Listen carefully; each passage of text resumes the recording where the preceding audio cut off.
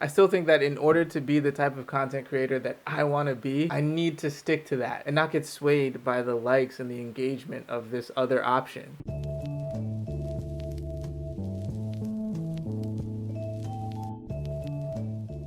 Alright, so a few weeks ago I made a couple of videos about external validation, and I guess I naively thought that I said all I wanted to say about the topic. But recently something happened to me that made me think that I need to revisit this issue. And so this is gonna be external validation 3, Tokyo Drift. Alright, so if you saw those other two videos, you know that my main method of interacting with the outside world is making comments on either YouTube videos or Reddit posts. And as I mentioned in those videos, most of the time those comments get absolutely no traction. And so most of the time I'm basically just yelling into the void. But as I talked about in those videos, the traction isn't really the point. Usually the reason that I'm commenting is because I genuinely feel the need to express something. And whether it gets likes or comments is usually just a nice little added bonus. But for the most part, I generally feel just satisfied whenever I make a comment that I feel really articulated what I was feeling at the time. But again, the purpose of that first video was basically to draw attention to a situation where I had made a comment and it had actually generated a lot of engagement. Well,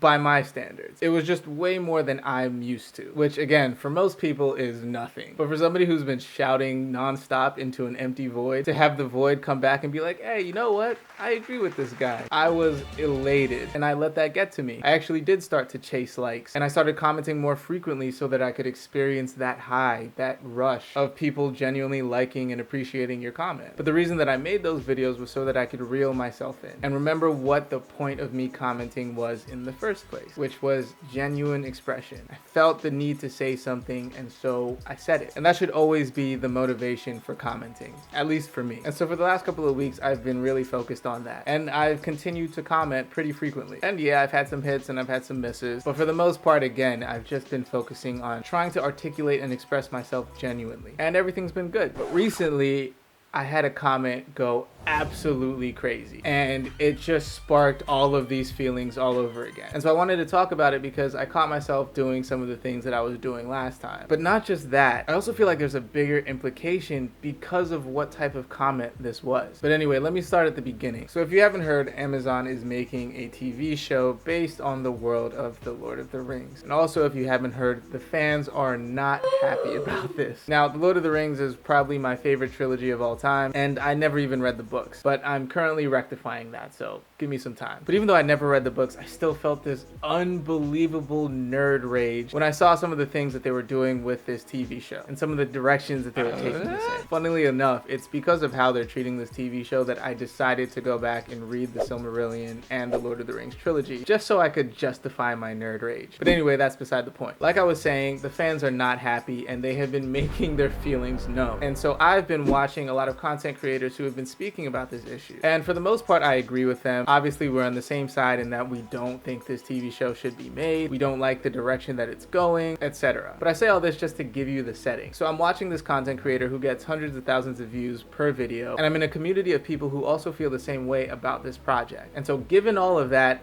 I made this comment and it completely blew up. This is by far the most engagement I've ever generated with any one of my comments ever. And just like after the comment that originally made me make the first video about external validation, I was ecstatic. I mean, the positive feedback was insane. But again, I'm keeping it in my head like, yo, you need to check yourself, dude. Don't let this get to your head. You just made 2 videos about this. Don't let this control you or change your motivation. But I did catch myself doing a few things that were still motivated by this need for external validation. Like at random times during the day, I would just go back and look at this comment for no reason. I know what it's gonna say. I made the comment, but I would still go back and just read it and just feel good about myself. But anyway, I say all of this just to indicate that I still have a lot of work to do, because again, I made 2 videos about this, but I'm still getting caught up in this need for this thing that I am on guard against. And it's just crazy how pervasive this thing is. You can be on guard against it, but it will still just penetrate your defense and make you do things that you're specifically trying not to do. So again, that's one aspect of this that I wanted to revisit, but this was largely covered in my first video. I had a comment do better than I expected, and I succumbed to my need for external validation congregation and behaved in ways that were completely counter to how I believe I should be behaving. And so similarly, that's kind of what happened here. But again, I mentioned the implications of this comment, and that for me is the larger point of emphasis here. Because again, going back to the setting, I'm in a community of people who agree with what I believe. And the tone of this comment is extremely emotional. Now again, if you've seen any of my other videos, you know that I am obsessed with the concepts of truth and empathy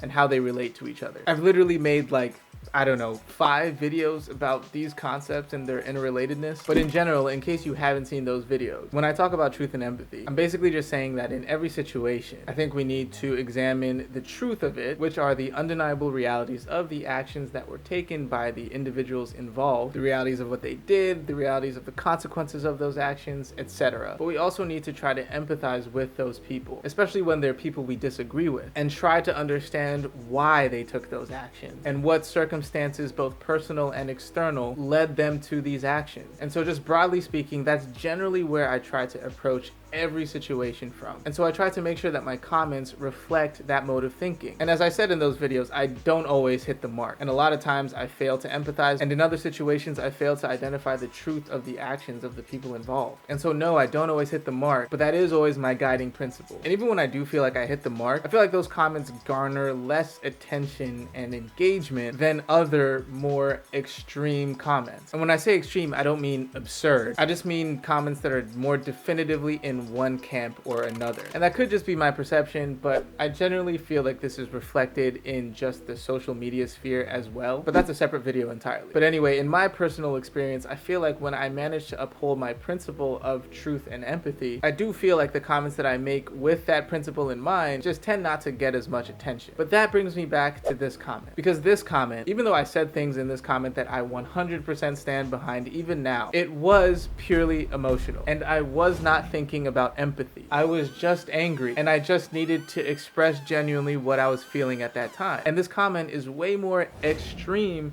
than the comments that I would usually make. I literally went full keyboard warrior here. As soon as I saw the content of the video, I basically just saw red and started typing. And so this is what I was talking about when I mentioned implications, because this would seem to confirm what I was saying before, in that when I do make a more extreme comment, and again, extreme doesn't mean absurd here, it just means it's definitively in one camp, it can garner a lot more attention and engagement. And if that becomes my motivation, then that would take me away from my principle of always seeking truth and empathy in every situation. Truth and empathy gets me 0 to maybe 50 likes. Emphatic emotional response in which I don't make any effort to empathize gets me 4,000. Yeah, why wouldn't I do this one every time? And so ultimately, that's why I felt like I really needed to make this video, because again, this option, the emotional emphatic response in a community of people who already agree with your opinion, is very enticing. And if I'm not constantly on guard, I could easily get swayed into making more comments like that, which will eventually lead me to making content like that, where I deviate from this principle that I believe so strongly in. And so ultimately, I'm doing this to make sure that I stay grounded, that I adhere to this principle, even though 98% of the time I'm gonna get 0 engagement on my comments. Even though I put out videos where people are literally like, dude,